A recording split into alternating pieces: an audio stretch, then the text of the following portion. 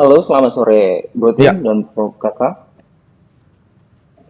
Terima kasih atas kesempatan dan waktunya ya telah mengizinkan saya bisa bertanya di sesi kali ini, Bro Tim. ya, Nama saya Friendly Kawan, saya asal Medan. Saya ya, sekarang bekerja di Korea Selatan di luar negeri dengan halo, ya. Oke, lanjut tadi. Penghasilan berapa?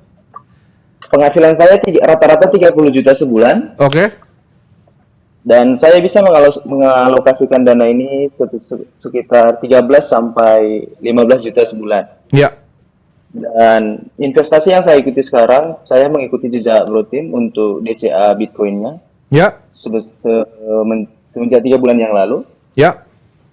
Nah, pertanyaan saya, saran dari Prof dan Brotim, apakah jalur yang saya pilih ini sudah tepat atau bisa saya ubah? Tolong bimbingannya, Prof dan Oke. Brotim. Lu punya uang 30 juta bisa diinvestasiin 13 juta ya kan?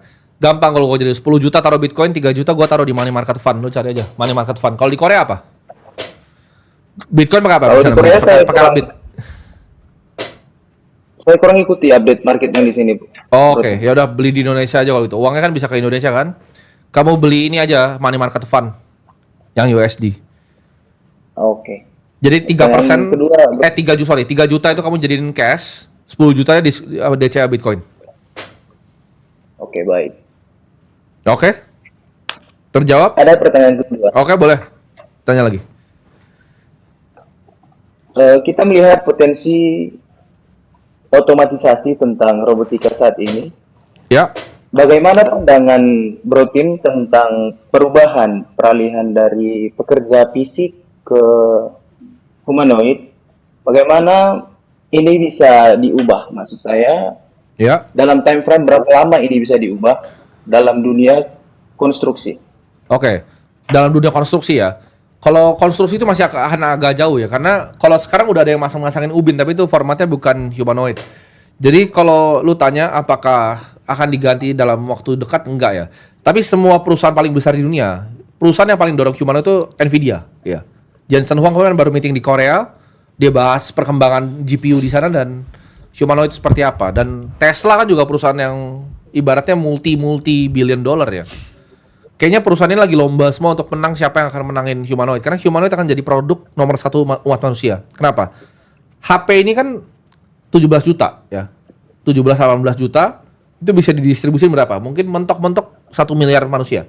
Tapi humanoid itu bisa market cap-nya mungkin sampai 10 miliar bentuknya humanoid. Ya. Untuk gantiin semua manusia dengan harga 20 ribu ya lu hitung sendiri economic value-nya.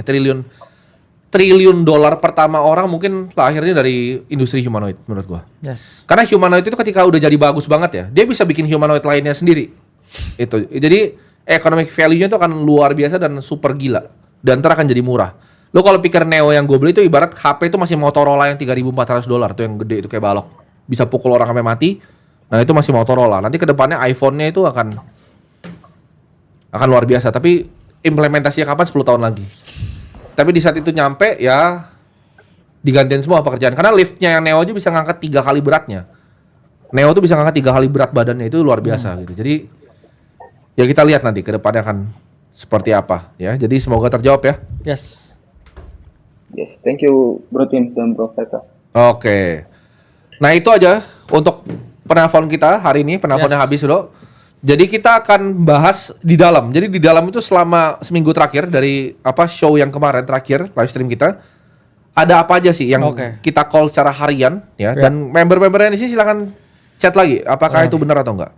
Jadi ya pertama ya koreksi Bitcoin ya sebelum FOMC ya kita sampaikan ke dalam ke teman-teman dan juga ya daily trade Ya.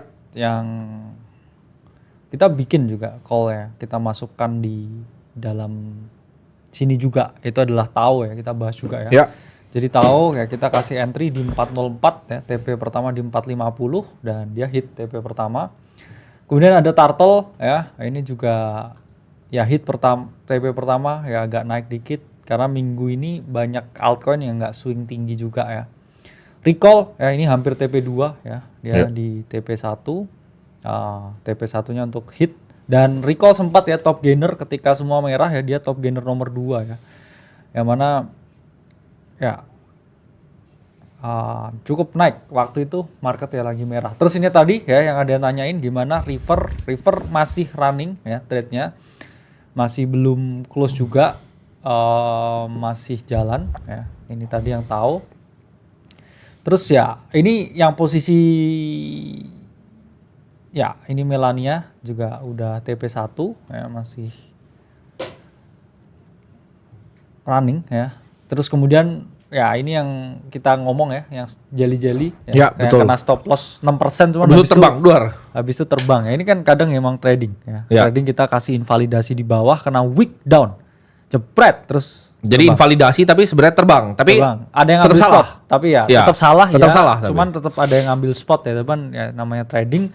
Hari ini ya ada kite ya, ini naik ya. Tadi TP1 hampir TP2 ya, kita share di 0,17 di 0,2 ya. Jadi teman-teman yang ikut daily trade setiap kali TP1 yaitu antara kamu take profit atau at least kamu Betul. melakukan yang namanya stop loss ya, dirubah ke area entry-nya.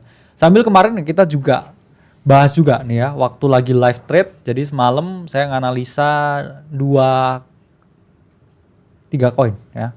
Salah satunya kite ya, saya call dari 0,15 ya waktu live. Sambil ada Zerebro ya. Zerebro kemarin kita bikin call beli di 0,035 dan sekarang Zerebro udah di ada 0,047 ya. Jadi kita selalu ada ya sesi live trading ya. Kemarin udah naik 40% ya Zerebro di dalam ya, at least sekali 2 kali ya dalam 1 minggu itu selalu kita memang selalu live trade ya, live untuk member. Dan yang paling penting ya, keadaan ini kan kita jaga risikonya ya. Ya, Ini betul. bumpy ini saya udah ngomong bahkan semenjak 4 hari yang lalu ya. Karena ini banyak posisi terlikuidasi, penting stay ya, trade dengan wajar ya. Ini bahkan saya udah ngomong Bitcoin koreksi ya, protect capital is key itu sejak 2-3 hari yang lalu ya. Kita ngomong take profit kunci ketika market choppy dan memang kita nggak dapet swing move yang tinggi. Saya kemarin juga jelasin banyak ya tentang ya trading system yang kita bikin ya, kenapa thought prosesnya kita ngambil posisi-posisi itu. Ini untuk yang minggu ini ya, memang nggak ada swing move yang gede ya. Kalau kita compare minggu yang lalu Edge USDT naik 250% ya, F itu naik 170% ya, kemudian Light 80%, terus kemudian EVA yaitu juga naik 300%. Karena memang ada hari di mana saya ini udah feeling, maksudnya ada minggu di mana saya tahu ini nggak gede ya swing move-nya. Tapi Ya. ada minggu di mana saya tahu ini bakal gede swing move-nya. Dan ya altcoin relatif nggak kemana-mana ya, big caps, dampi, terus juga yang alpha, new listed dan lain sebagainya, naiknya swing move-nya nggak terlalu gede, nggak sampai ratusan persen. Cuman kita masih bisa oke ya di 20-30%, yang 40%, tapi ya take profit kunci. Ya.